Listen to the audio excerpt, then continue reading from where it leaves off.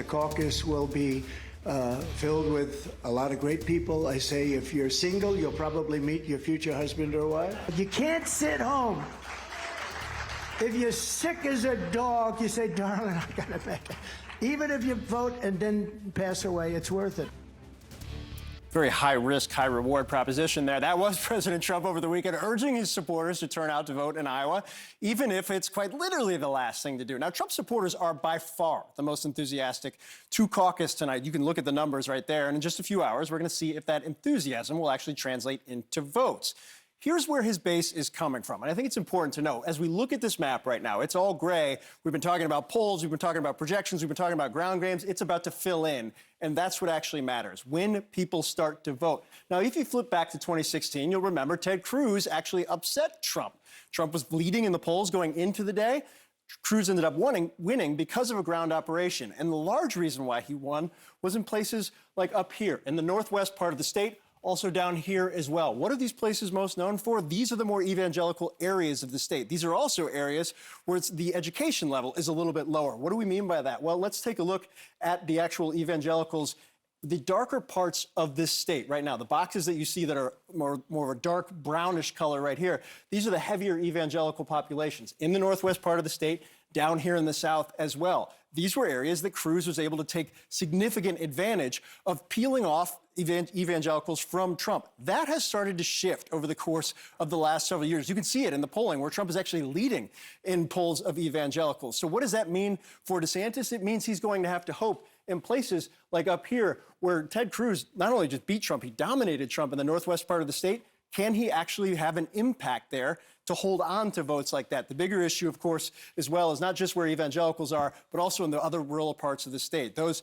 that don't have college degrees, this has always been Trump's base, white, rural, less educated. Can DeSantis peel off any of those votes as well? It is an open question right now, but there is no question at all. Donald Trump heading into this race with a major advantage in the polling, both writ large, but also with certain subgroups like evangelicals, Poppy. Yeah, we'll see if he can even beat those numbers tonight. Phil, thank you very much. And evangelicals in Iowa shunned Trump 8 years ago, but the latest polling shows they are embracing him this time around. 51% of evangelical caucus goers plan to vote for the former president. Ron DeSantis has about 22% of them. In 2016, for some context here, evangelicals made up 2/3 of Republican caucus goers. That's when Ted Cruz beat Trump to win the state. And on the heels of this poll, the New York Times asked several pastors which way they were leaning and why. We are joined by two pastors now. Pastor Travis Decker, he is a pastor at Ottumwa Baptist Temple in Ottumwa, Iowa. He supports Donald Trump. We're also joined by Dr. Tim Lubinas. He is the executive director of the Baptist Convention of Iowa, and he supports Ron DeSantis. Gentlemen, I so appreciate you joining us this morning for this important conversation. And Dr. Lubinas, let me just begin with you. How does your faith inform your support for Ron DeSantis, and why is it him over the former president? Well, like everyone, our faith informs any of our decisions, and my faith is a Christian faith. And so the object of the faith is Jesus. And I'm informed by studying the Bible and our community of other believers. And my faith looks for somebody who is somebody of integrity, who is principled, and who's a proven leader. And that is a description of Ron DeSantis. And he's also a lot more presidential than the other candidates. He's a governor who's disciplined and has shown himself to be the kind of person that we can follow. Pastor Decker, what is your response to Dr. Lubinas and why you support Trump? Okay. So, first of all, I want to make sure that everyone knows Jesus is the Savior. Righteousness exalteth a nation. And we're not voting for a pastor or a Sunday school teacher. Mm-hmm. I have often said none of these candidates could be a Sunday school teacher in my church. So they're not on the same page. And I don't hold any of them as a specific role model for our family or our congregation. And none of them meet that bar to me biblically. And I appreciate our brother here, and I appreciate, and the thing I love about America is that we all get a free option to speak and have an opinion, and we don't have to hate each other to disagree a little bit with each other. So President Trump, go ahead. Well, Pastor Decker, it sounds President like Trump. you disagree with, for example, Chris Christie, who dropped out of the race last week, saying character is the single most important trait for the presidency. Sure, but is he one to speak? You know, I mean, a character is an assessment that we all have to make about the candidate for ourselves. I like this fact about President Trump. From Ronald Reagan on, I saw some statistics that showed each president went into the office and came out significantly wealthier than they went in. President Trump went into the office and came out with less money than he went in. He also gave his paycheck away to charity every single time that he was in there. So I know that there's some rhetoric that he has on television. I think that he tries to get people's goat, and I don't like a lot of the language that he uses, for sure. But down deep inside, I think he loves America. I think he loves our country and wants the very best for our country. Okay, I'm not going to dissect Trump's finances right now. There was just a report out from Congress a couple weeks ago that showed multiple ways in which he benefited, profited during his time in office. But to the core issues here, gentlemen, let's speak about abortion if we could. This is what Trump said at a Fox News town hall just last week on abortion restrictions.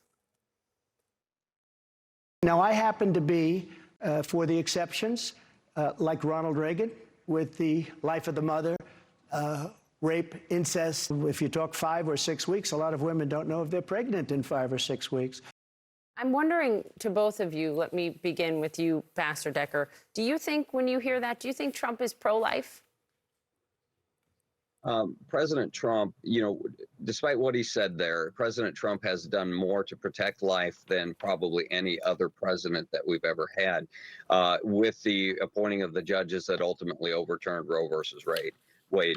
I believe that if Congress enacted a law that had a federal ban, I believe Trump would sign it without question. I don't think that that's going to happen.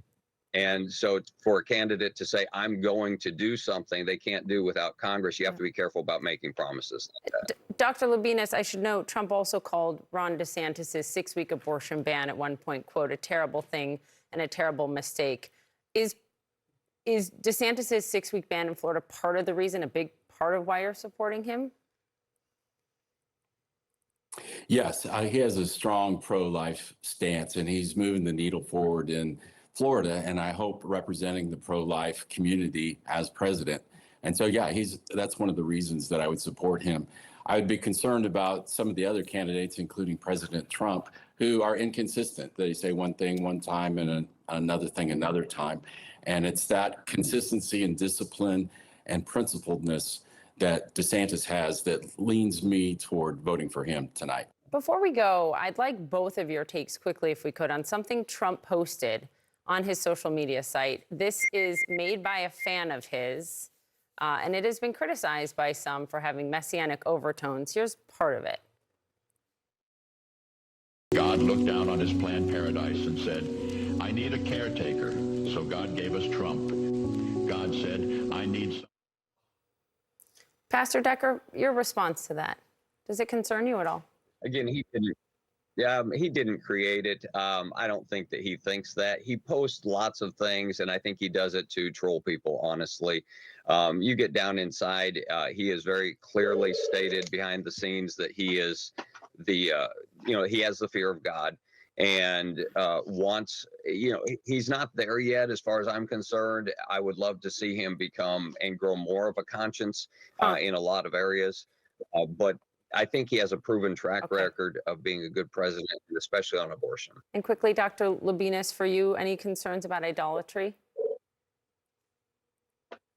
Yeah, and it's not so much about what President Trump does. It's the people who follow him. Yeah, there are some that are way over the top, that almost anything he would do, and of course he even said anything he would do, people would still support him. That's concerning to me, and it is getting close to the definition of idolatry. I really appreciate this conversation to both of you. I know you're probably going to get out and caucus tonight. Bundle up, and thank you very much for your time. Thank you. Thank you. Thank you.